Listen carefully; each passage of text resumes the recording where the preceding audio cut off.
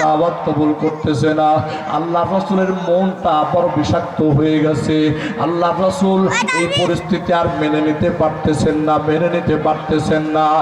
আমার বন্ধুরা, একদিন আল্লাহ রাসূলের সহকর্মী, আল্লাহ রাসূলের গোলাম হযরত যায়েদ ইবনে হারেস রাদিয়াল্লাহু তাআলা আনহু, যিনি কিনা আল্লাহ রাসূলের পাশে সব সময় লেগে থাকতেন, সব সময় আল্লাহ রাসূলের সঙ্গে থাকতেন। আল্লাহর নবী একদিন হযরত যায়েদ ইবনে হারেসকে ডাক দিয়া বললেন, এ যায়েদ, মক্কার মধ্যে দাওয়াতি কাজ করতেছি কিন্তু কোনো লাভ হইতেছে না, কেউ তো দিন কবুল করতেছে না, আমার মন তো আর ভালো লাগে না, চলো এবার মক্কা থেকে একটু বের হয়ে যায়, মক্কার পার্শ্ববর্তী তায়েফের জমিনে যায়। হযরতে যায়েদ ইবনে হারেসকে সঙ্গে নিয়া আমার নবীজি হযরতে যায়েদ ইবনে হারেসকে সঙ্গে নিয়া তায়েফের ময়দানের দিকে আগায় গিয়েছে।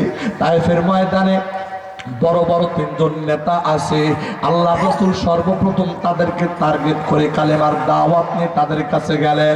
সর্বপ্রথম তার কাছে গেলেন, দেওয়ার পর যখন দাওয়াত দিয়েছেন, দাওয়াত দেওয়ার পর যখন তিনি তার নবুয়তের কথা প্রকাশ করেছেন, তখন ওই তায়েফের ময়দানের ওই সর্দার আল্লাহ রাসূলকে উদ্দেশ্য করে বলতেছে, এ মুহাম্মদ, তুমি নবী, তোমার নবুয়তকে মানে না, কেননা তোমার থেকে কত উন্নত মানের মানুষ, তোমার থেকে কত উন্নত মানের, কত ধনী, কত ক্ষমতাধর ব্যক্তি মক্কার মধ্যে ছিল, কিন্তু তারা কেন নবুয়তি পেল না? তোমার মতো এতিম একজন ব্যক্তি কেন নবী হবে? এটা আমার দ্বারা মানা কোশ্চেন কালেও সম্ভব নয়। অতএব আমি তোমার চেহারাটা আর দ্বিতীয়বার দেখতে চাই না। আপনি কি মনে করেন আমি আপনাদের কাছে এসেছি একটা দাওয়াত দেওয়ার জন্য? আমি ভালো ভালো কথা বলে আপনাকে দাওয়াত দিচ্ছি, কিন্তু আপনারা যদি আমাকে গালি দেন, আপনারা যদি আমাকে অবজ্ঞা করেন, আপনারা যদি আমাকে তিরস্কার করেন, তাহলে বলেন তো এটা কি আমার কাছে ভালো লাগবে? ধরে বলেন, ভালো লাগবে?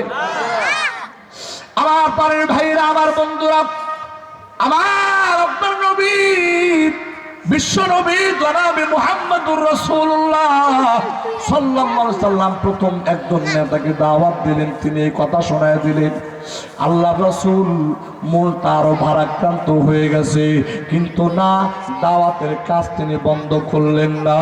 আমার পানের ভাইরা, আমার নবীজি তখন দ্বিতীয় নেতার কাছে গেলেন, যাওয়ার পরে যখন দাওয়াত উপস্থাপন করলেন, এবার দ্বিতীয়জন আরো মারাত্মক কথা বলতেছে, ডাক দেয়া বলতেছে, এ মুহাম্মদ, তুমি নবী, তোমাকে আমি নবী হিসেবে মানতে পারলাম না।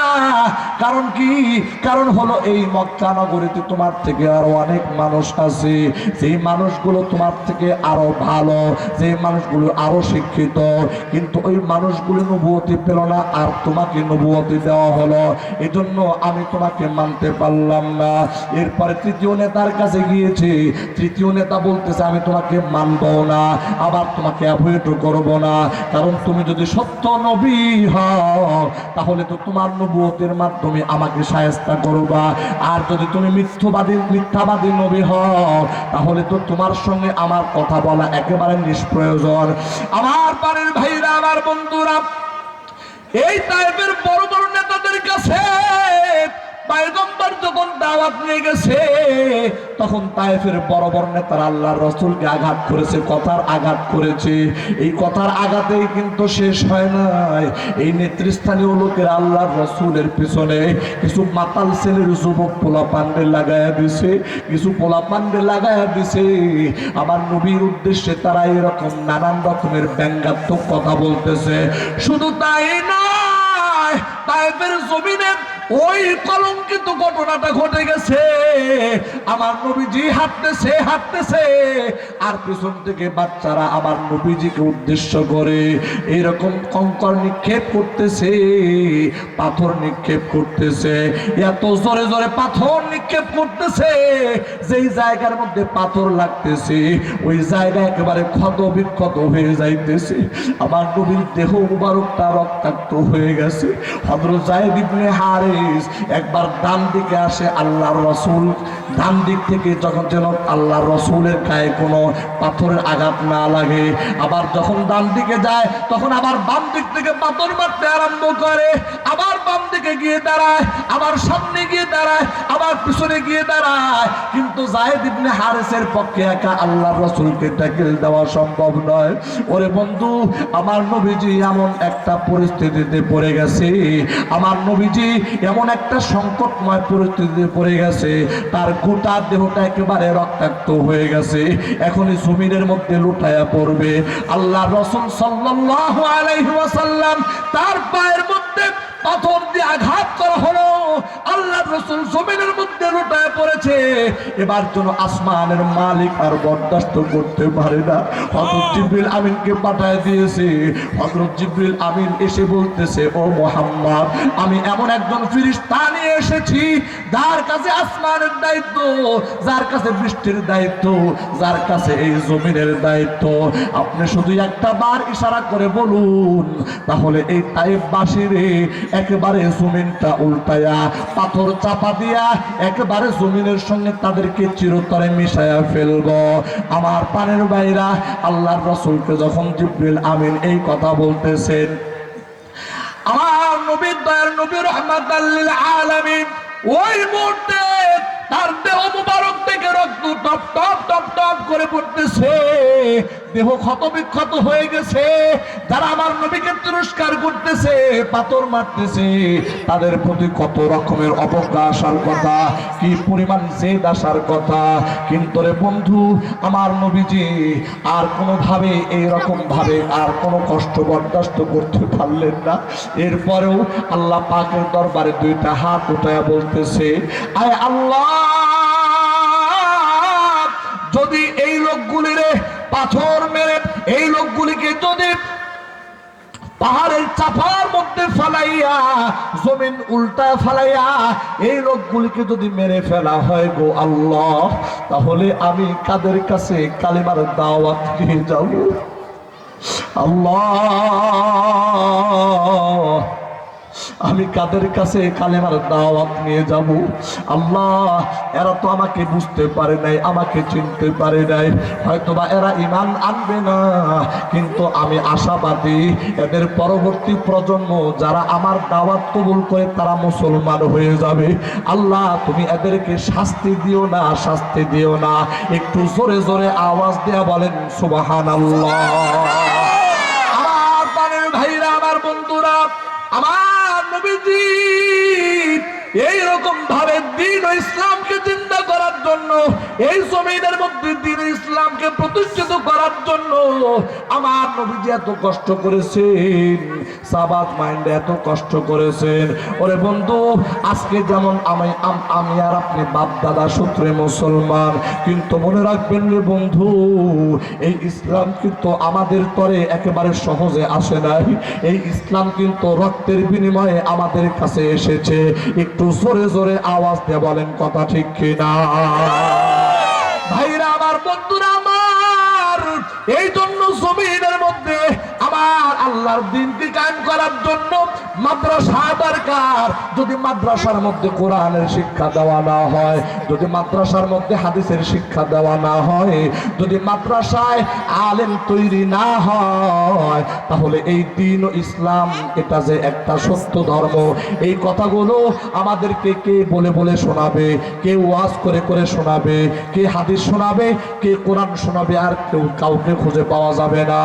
এ বন্ধু, আমার নবীজির সেই রক্ত ঝরা ইসলাম, সাহাবাদের রক্ত ঝরা ইসলাম, রক্তের বিনিময়ে যে ইসলাম আমাদের পর্যন্ত পৌঁছেছে, এই ইসলামকে টিকায় রাখার জন্য মাদ্রাসা জমিনে দরকার। কথা বলেন ঠিক কিনা?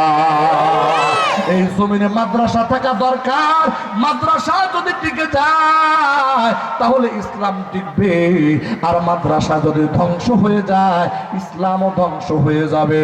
ওরে বন্ধু, আজকে এই ময়দান থেকে আমি 2-4 জন আল্লাহর বান্দা দেখতে চাই, তারা বলবেন হুজুর, এই জমিনের মধ্যে এইরকম দ্বীনি প্রতিষ্ঠান যার দ্বারা দিন জিন্দা হবে, আল্লাহর রাসূলের দিন ইসলাম জিন্দা হবে, আল্লাহর যার দ্বারা মানুষ এইরকম ঈমান আনবে, যার দ্বারা মানুষ ইসলাম ধর্ম কবুল করবে, যার দ্বারা মানুষ কোরআন জানবে, যার দ্বারা মানুষ হাদিস জানবে, এইরকম মাদ্রাসা জমিনে প্রতিষ্ঠা রাখার জন্য এই ময়দান থেকে আমি একজন ব্যক্তি মাদ্রাসার জন্য 5,000 টাকা দান করব।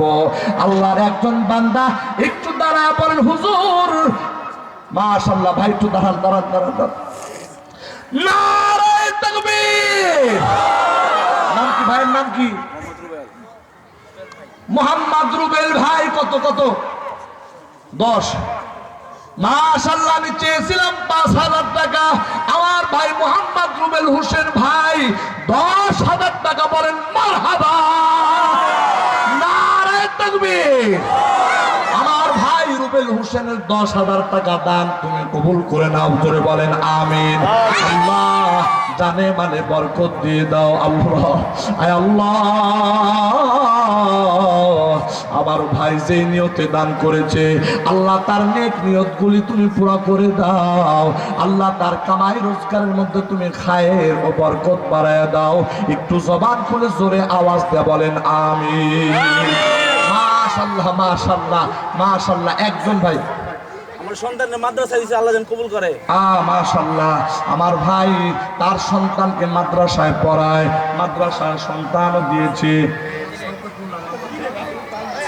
মাশাআল্লাহ, নারে তাকবীর। মোহাম্মদ শওকত মোল্লা নগদ 5,000 টাকা দান। বলেন মারহাবা। আল্লাহ তুমি দান কবুল করে নাও, জানে মালে বরকত দাও। আল্লাহ গো, তোমার বান্দা যে নিয়তে দান করেছে গো আল্লাহ, এই নিয়ত তুমি পুরা করে দাও, তার নেক নিয়ত পুরা করে দাও। আল্লাহ গো, তার মা বাবা দাদা দাদি নানা নানি বংশাবলী যারা অন্ধকার কবরে, এই দানের সওয়াব তাদের কবর পর্যন্ত পৌঁছায় দাও। একটু জোরে জোরে আওয়াজ দিয়ে বলেন আমিন। তাহলে 10,000 টাকার একটা দান, 5,000 টাকার একটা দান, কিন্তু ভাই 10 আর 5 মিলে হলো কত? জোরে বলেন। 15,000 টাকা। 15,000 টাকা মিল হয় না। আল্লাহর আর একজন বান্দা জমিন থেকে বলবেন হুজুর এই দিন প্রতিষ্ঠার জন্য মাদ্রাসা দরকার, আর মাদ্রাসার সহযোগিতার জন্য আমি 5,000 টাকা দেব। ইঞ্জিনিয়ার